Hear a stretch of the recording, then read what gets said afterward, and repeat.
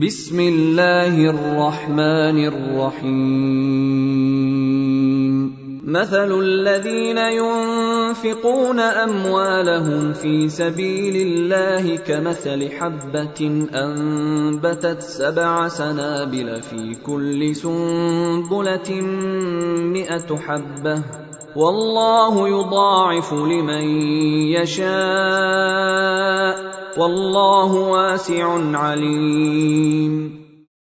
С именем Аллаха, Всемилостивого и Милостивого. Итак, что такое вакуф с точки зрения исламского права? Вакуф – это движимое или недвижимое имущество, на которое наложены ограничения. Его нельзя продавать, передавать по наследству, дарить. Извлекать пользу из такого имущества обязана та сторона, которой оно передано в качестве вакуфа. Жертвовать имущество в качестве вакуфа является поощрительным, желательным действием в исламе. Всевышний Аллах говорит: «Если только вы не сделаете добро своим друзьям».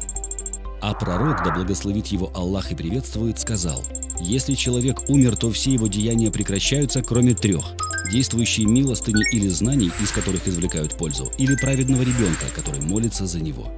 Действующая милостыня предполагает пожертвование дома, земли, здания под мечеть и тому подобное в качестве вакуфа.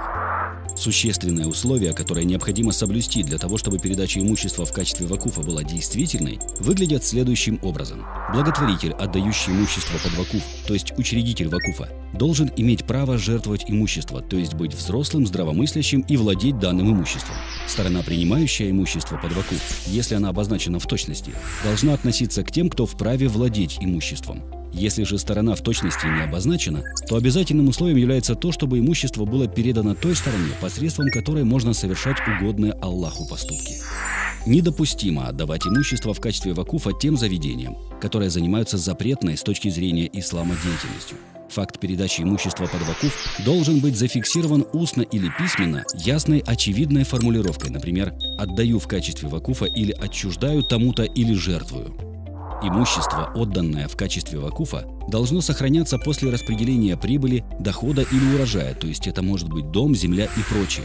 А имущество одноразового пользования, например, еда, благовония и тому подобное, не может быть передано в качестве вакуфа. Его можно пожертвовать, и это будет называться милостыней. Некоторое законоположение.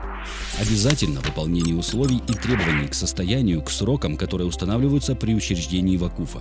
Учреждение вакуфа считается состоявшимся с момента объявления о нем или же с момента приема передачи имущества. После этого нельзя его аннулировать, нельзя ни продавать это имущество, ни дарить его кому-либо. Имущество, отданное под вакуф, которым впоследствии представляется невозможным пользоваться, дозволено продать с целью учреждения такого же вакуфа. В случае, если деньги останутся, то их следует пожертвовать на нужды мечети или раздать нуждающимся и бедным людям. Образец оформления вакуфа. С именем Аллаха, Милостивого и Всемилостивого. Абсолютная хвала надлежит лишь Аллаху. Настоящим, фамилия, имя, свидетельствует и подтверждает, что он учредил, отдал под вакуф имущество, которое является его собственностью, на которое он имеет право владения и распоряжения и на которое не претендуют третьи лица вплоть до объявления об учреждении данного вакуфа. Со стремлением сделать угодный Аллаху поступок, с намерением возвеличить предписания Аллаха, который не имеет срока действия, неизменный с течением времени, самоутверждаемый из поколения в поколение, самозакрепляемый из века в век. Таким образом, учредитель вакуфа, фамилия, имя, да воздаст Аллах ему благом за его дела, отдал данное имущество под вакуф на бессрочное пользование, на то самое время, покуда эту землю и все сущее на ней не унаследует Аллах. Настоящим учредитель вакуфа отказался от права собственности на данное имущество, выполнил его отчуждение, в результате чего оно обрело положение милостыни. Настоящим состоялось учреждение вакуфа, вступившее в силу и не имеющее обратного хода. Отчужденное имущество обрело статус вакуфа мусульманской общины, которое никто не имеет права аннулировать, изменить, объявить непригодным или недействительным, ни вынесением фетвы, ни решением коллегиального совета, ни каким-либо другим действием, прямым или косвенным.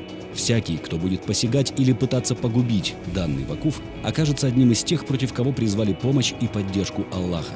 Он понесет за свои действия ответ перед Ним в день бедности, лишений, великой беды и унижений, в тот день, когда не помогут тиранам их оправдания, и будут они прокляты, и уготована им будет наихудшая обитель. Настоящим учредитель вакуфа принял все условия и требования учреждения вакуфа согласно нормам и предписаниям ислама. От чистой души засвидетельствовал это, пребывая в полном здравии, благоразумии, действуя осознанно и по доброй воле в соответствии с нормами исламского права. Дата, подпись.